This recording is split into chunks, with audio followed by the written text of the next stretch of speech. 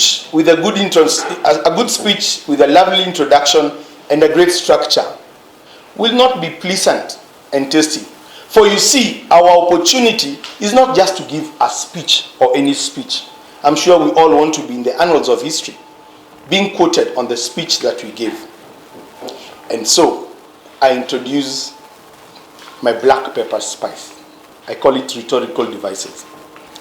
Rhetorical devices enable us to reinforce and enforce our message by beautifying your speech and make it interesting. For example, I can tell my wife that you're lovely, you have a great heart. But I can put it better and I say, honey, you have such a great heart and hips to match it. You take my breath away. Every time in your presence, the blood seems to freeze in my veins and my heart comes to a standstill. I'm sure Anthony would have told us about the Strathmore days. You see, rhetorical devices make your speech interesting. Martin Luther had a message. He used repetition to reinforce that message. It still means the same if I want to go to Mombasa. But if I say, I have to go to Mombasa, Mombasa awaits me. Mombasa, here we come. I have reinforced my message. Right? So rhetorical devices are the black pepper, are that spice. Spices are like cologne. You don't pour it on yourself, just a dash of it. And so you're not going to load your whole speech with rhetorical devices from the beginning to end. But you have to put a dash here, a dash there. A dash here, a dash there.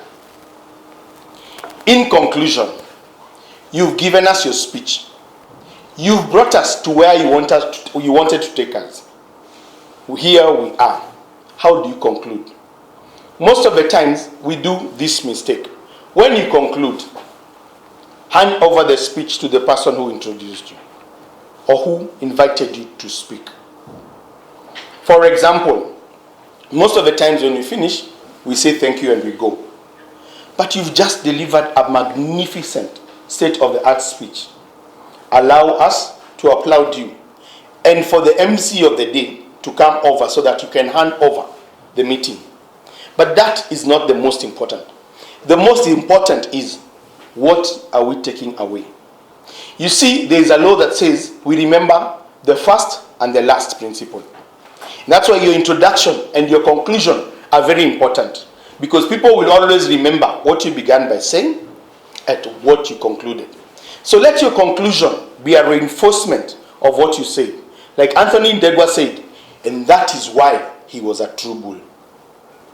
When he leaves it at that part, you will always remember his speech and remember the true bull. So your conclusion must enforce your strength as a good speaker. So every time you're preparing a speech, I always say, prepare your introduction and your conclusion separately. Internalize them. Never give your concluding statement from a paper. Because every time you're not looking at us, you take away that power. So, perhaps, maybe Anthony will have said, and that is why I wanted to tell you, what do I want to tell you? That would be a poor conclusion.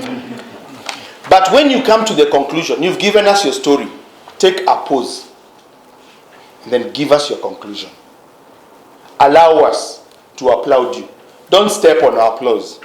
Let the MC take it away. Toastmasters and guests, that is how to spice your speeches.